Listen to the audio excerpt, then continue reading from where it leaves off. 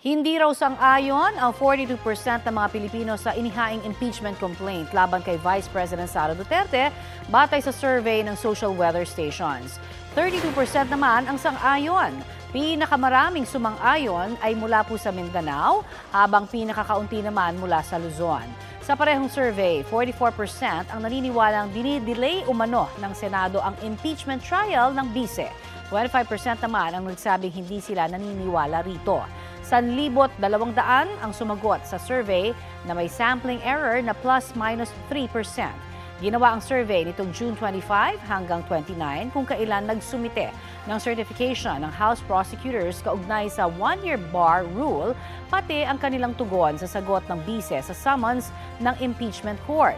Sinabi rin noon ni Senate President Cheese Escudero na 13 boto ang kailangan para ma-dismiss ang impeachment sakaling maghain ng dismissal ang kampo ng bise. Sisikapin namin kunan ng pahayag ang kampo ng bise tungkol sa resulta ng SWS survey. Ang Catholic Bishops' Conference of the Philippines naman, nababahala sa pagkaantala ng impeachment proceedings sa Senado.